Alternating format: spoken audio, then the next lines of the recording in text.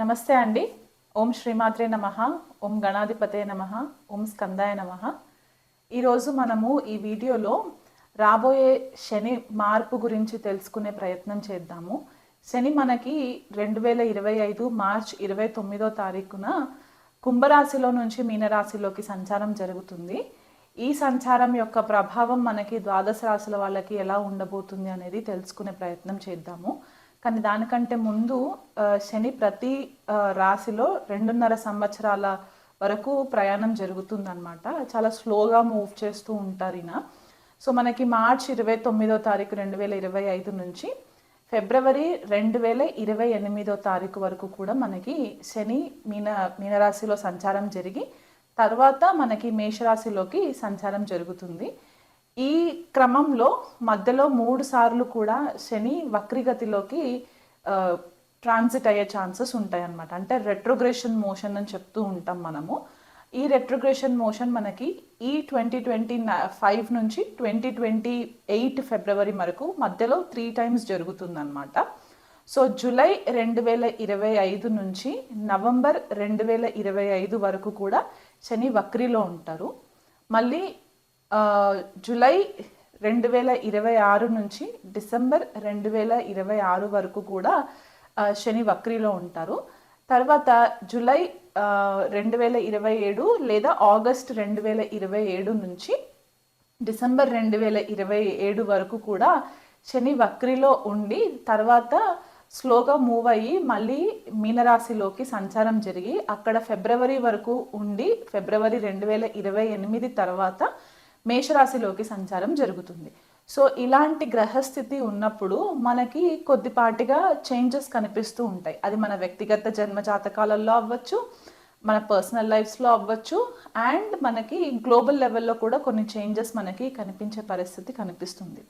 So ఈ శని యొక్క మార్పు సామాన్యంగా చాలామంది భయపడుతూ ఉంటారు. శని అనేసరికి ఏదో ఒక భూతం లాగా చూసేయడము, లేకపోతే ఏళ్ళనాటి శని ప్రభావంలోకి రాగానే అంతా ప్రాబ్లమ్సే వచ్చేస్తాయి అని చెప్పి ఒక చిన్నపాటిగా భయం అయితే ఉంటుంది. శని మార్పు వల్ల భయపడాల్సిన పని లేదు. మనం ఒకవేళ ధర్మబద్ధంగా ఉండి కర్మని అనుసరించి మనం గనక మన పనులు చేసుకుంటూ వెళ్ళిపోయినట్లయితే కనుక మనకు అంత ఇబ్బందికరంగా పరిస్థితులు మనకేం కనిపించవు.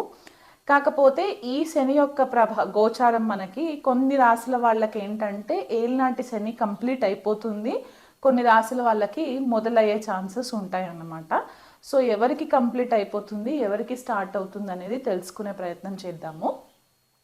మకర రాశి వాళ్ళకి ఏళ్ళనాటి శని ప్రభావము ఈ మార్చి 29వ తారీఖు తర్వాత కంప్లీట్ అయిపోతుంది అనమాట. సో వీళ్ళు గత 7.5 సంవత్సరాలు లేదా దాదాపు 8 సంవత్సరాల వరకు ఏదైతే శని ప్రభావంలో ఉండి ఇప్పటివరకు ఇబ్బందులు పడుతూ వచ్చారో అవి కొద్దిగా కట్ అయిపోయే ఛాన్సెస్ కనిపిస్తున్నాయి. అలాగే మనకి అర్ధాష్టమ శనికి వచ్చేసరికి అర్ధాష్టమ శని మనకి వృశ్చిక రాశి వాళ్ళకి కంప్లీట్ అయిపోతుంది.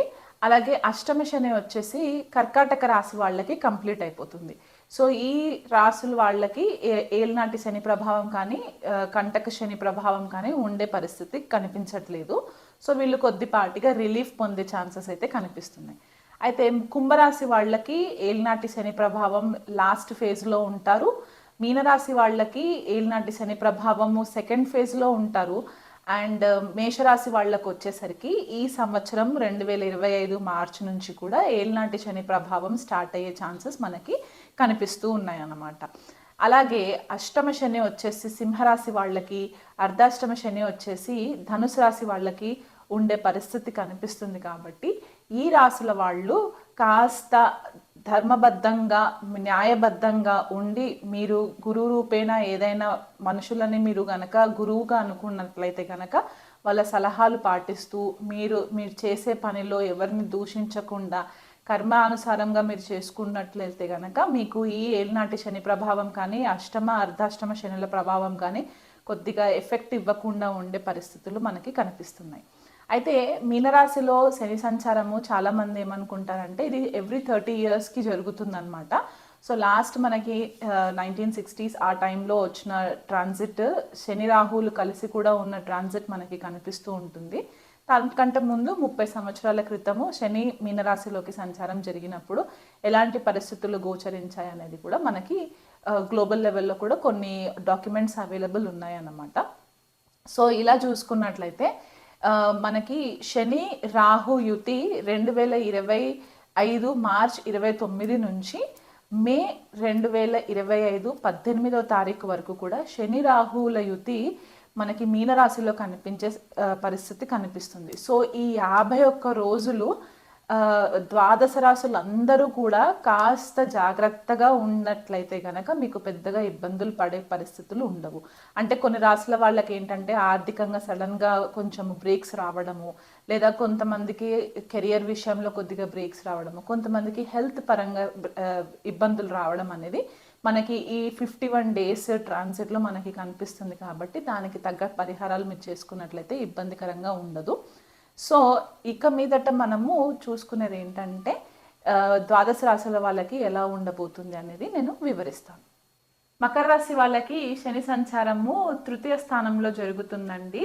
ఏళ్ళనాటి శని ప్రభావము ఇది వరకు ఒక 7.5 సంవత్సరం నుంచి 8 సంవత్సరాల వరకు ఏదైతే ఇబ్బందికరంగా వాతావరణం మీకు కనిపించిందో, అంటే కొంతమందికి ఏంటంటే ఆర్థికంగా చాలా నష్టపోయిన వాళ్ళు ఉన్నారు, కుటుంబ పరంగా కొద్దిగా నష్టపోయిన వాళ్ళు ఉన్నారు, పేరు ప్రతిష్టల విషయంలో కూడా కొద్దిగా భంగం కలిగిన వాళ్ళు ఎవరైనా మకర రాశి వాళ్ళు ఉండుంటే గనక మీరు కొద్దిగా ఈ శని మార్పు వల్ల మీరు కొంచెం హ్యాపీగా సెలబ్రేట్ చేసుకునే టైం అన్నమాట. తృతీయ భావంలో శని సంచారము మనకి శాస్త్రపేతంగా చెప్పేది ఏంటంటే చాలా ఫేవరబుల్ రిజల్ట్స్ ఉంటాయి, మీ ధైర్య సాహసాలు పెరుగుతాయి, మీరు కొత్తగా ఒక రెన్యూడ్ పర్సన్గా మీరు బయటికి వచ్చే ఛాన్సెస్ ఉంటాయి. ఎందుకంటే ఈ 8 సంవత్సరాలు మీరు ఏవైతే లెసన్స్ నేర్చుకున్నారో అవన్నీ కూడా మీరు ఇప్పుడు ఇంప్లిమెంటేషన్లోకి చేయడానికి మీకు మంచి టైం అన్నమాట. మీరు ఎక్కడైనా మీ ధైర్య సాహసాలతోటి ఎక్కడైనా కాంపిటేటివ్ ఎగ్జామ్స్ రాయాలనుకునే వాళ్ళు ఉంటే కనుక మీకు మంచి రిజల్ట్స్ వస్తాయి, సక్సెస్ వస్తుంది. తృతీయ స్థానం నుంచి శని పంచమ స్థానం పైన దృష్టి పడుతుంది కాబట్టి మీ స్కిల్స్, అంటే మీరు ఏదైతే హాబీస్ ఉంటాయో మనకి డైలీ హాబీ ఉన్నవన్నీ కూడా మీరు స్కిల్స్ రూపంలో పెట్టి దాన్ని బయటికి మళ్ళీ ఒక ప్రొఫెషనల్గా కూడా మీరు కన్వర్ట్ చేసుకునే పరిస్థితులు కనిపిస్తున్నాయి. శని యొక్క దృష్టి మనకి భాగ్యస్థానం పైన పడుతుంది కాబట్టి మీకు మీ గురువుల యొక్క బ్లెస్సింగ్స్ ఉంటాయి, మీ తల్లిదండ్రుల బ్లెస్సింగ్స్ ఒకటి ఉంటాయి, తండ్రి కూడా మీకు చాలా సపోర్టివ్గా మీకు సలహాలు ఇస్తూ ఉంటారు ఈ సంచారం వల్ల. అండ్ తీర్థయాత్రలు ఎక్కువ చేస్తూ ఉంటారు, దైవ బలం పెరుగుతుంది, దైవశక్తి ఎక్కువ పెరుగుతూ ఉంది. అండ్ వ్యయస్థానం పైన కూడా దృష్టి పడుతుంది కాబట్టి కొద్దిగా డబ్బు మీరు క్షేత్రాలకి డొనేషన్ లాగా ఇచ్చే ఛాన్సెస్ కూడా కనిపిస్తుంటాయి. చాలా మట్టుకు ట్రావెలింగ్ చేస్తుంటారు, short distance travelling, long distance travelling కూడా జరిగే ఛాన్సెస్ ఉంటాయి. ఇది వరకు నేను స్టక్ అయిపోయి ఉన్నాను, నాకు అసలు ఎక్కడ కూడా ఒక గ్రోత్ లేదు, కెరియర్లో నాకు ఎటువంటి గ్రోత్ కనిపించట్లేదు, ప్రమోషన్స్ రావట్లేదు, అన్ని డీలేసే జరుగుతున్నాయి అని ఎవరైతే ఈ మకర రాశి వాళ్ళు అనుకుంటూ ఉంటే గనక ఈ సంచారం నుంచి మీకు కూడా అన్ని ఫేవరబుల్ రిజల్ట్స్ వస్తాయి. 2.5 సంవత్సరాలు కూడా పిల్లలు అవ్వని మకర రాశి కపుల్స్ ఎవరైతే ఉంటే గనక వాళ్ళకి కూడా ఇది వరకు ఏవైతే సమస్యలు బయటపడని, అంటే పిల్లలు అవ్వకుండా ఏవైనా సమస్యలు ఉండుంటే గనక అది శని యొక్క దృష్టి వల్ల కూడా, శని మార్పు వల్ల కూడా మీకు ఫేవరబుల్గా అయ్యే ఛాన్సెస్ కనిపిస్తూ ఉన్నాయి. ఎవరైనా న్యాచురల్ పద్ధతిలో కాకుండా IVF త్రూగా వెళ్ళాలనుకునే వాళ్ళు ఉంటే కనుక ఆ కోణంలో కొద్దిగా డబ్బు ఖర్చు అయ్యే ఛాన్సెస్ ఉంటాయి. ఎందుకంటే పంచమం పైన దృష్టి పడుతుంది, వ్యయం పైన కూడా దృష్టి పడుతుంది. కాబట్టి ఒక మంచి కార్యక్రమం కోసము పుత్ర సౌభాగ్యం కోసం మీరు ఈ డబ్బు ఖర్చు పెట్టే పరిస్థితి కనిపిస్తుంది. పెళ్ళిళ్ళు అవ్వని మకర రాశి వాళ్ళు ఎవరైనా ఉంటే కనుక వివాహాలు జరిగే ఛాన్సెస్ కూడా ఎక్కువ కనిపిస్తూ ఉన్నాయి, భాగ్య వృద్ధి జరిగే ఛాన్సెస్ కనిపిస్తున్నాయి. కాబట్టి మీ గురువుల మాట ఆలోచించి ఆచితూచి తప్పకుండా మీరు వాళ్ళ మాట విని అడ్వైసెస్ తీసుకోవడం వల్ల మీరు ఇంకా బెటర్గా రాణించే ఛాన్సెస్ ఉంటాయి.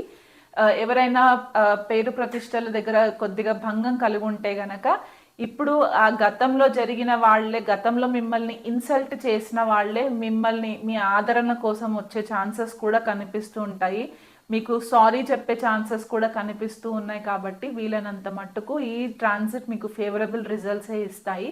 ఇంకా బెటర్ రిజల్ట్స్ ఇవ్వాలి అని అనుకుంటే గనక మీ దగ్గరలో ఏవైనా అనాథ శరణాలయాలు ఉన్నా, ఎందుకంటే 12th హౌస్ యాక్టివేషన్లో ఉంటుంది కాబట్టి అనాథ శరణాలయాలు ఉన్నా, లేకపోతే మనకి ఓల్డ్ ఏజ్ హోమ్స్ ఉంటూ ఉంటాయి, లేకపోతే చిన్నపిల్లలకి ఆర్ఫనేజెస్ ఉంటాయి కదా, అలాంటి ప్లేసెస్లో గనక మీరు వెళ్ళి చారిటీ చేస్తే, అంటే మీకు ఆర్థిక స్తోమతకి తగ్గట్టుగా మీరు ఏవైనా డొనేషన్స్ ఇచ్చినా, లేదా ఎక్కడైనా ప్రతి శనివారం రోజు ఒక పూట భోజనం ఎవరికైనా పెట్టగలిగే స్థాయిలో మీరు ఉంటే కనుక అవి చేసినా కూడా మీకు ఫేవరబుల్ రిజల్ట్స్ వస్తాయి, మీకు దైవబలం పెరుగుతుంది.